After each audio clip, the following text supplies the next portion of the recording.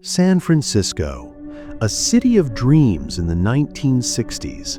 Families laughed, lovers walked under the moonlight, but in the shadows, something dark was watching. A predator, a man who would soon turn life into a nightmare. A man who called himself the Zodiac. Tonight, we uncover one of America's darkest and most terrifying mysteries, a case that has haunted investigators for decades. It all began on December 20, 1968. Two teenagers, David Faraday and Betty Lou Jensen, parked on a quiet road in Vallejo, California. Suddenly, gunshots shattered the silence.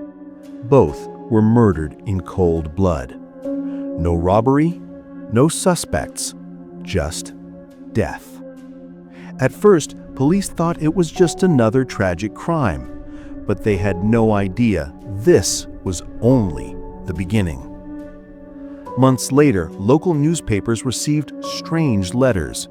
They weren't ordinary letters. They were filled with codes, symbols, and chilling threats. The writer claimed responsibility for the murders and signed with a crosshair symbol. He called himself the Zodiac. In one letter he wrote, "Killing people is so much fun. It is more fun than killing wild game, because man is the most dangerous animal of all." The public froze in fear. For the first time, a killer wasn't hiding. He was playing a game. July 1969, another couple attacked while sitting in their car. The Zodiac struck again, shooting them mercilessly before disappearing into the night.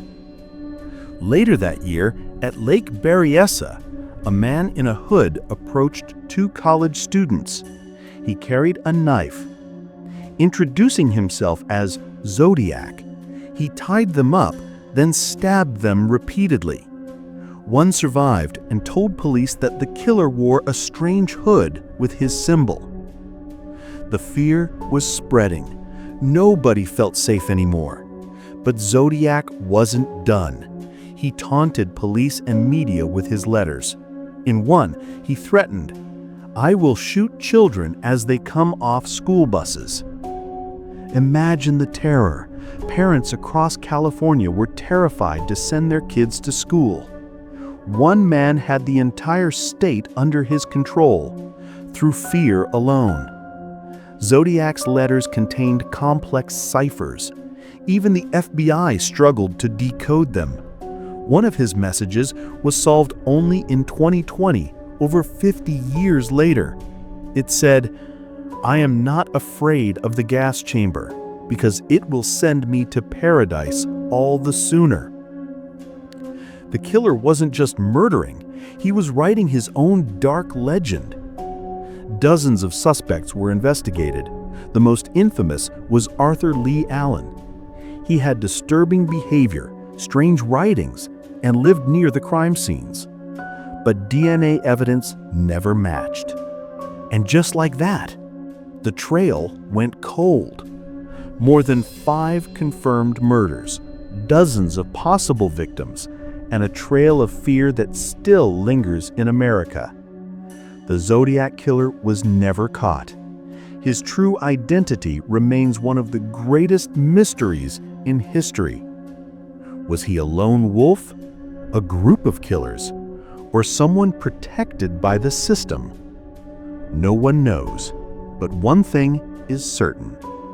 The Zodiac didn't just kill people, he killed peace of mind. And maybe, somewhere out there, someone is still inspired by him, watching, waiting, planning their next move. Who do you think the Zodiac Killer really was?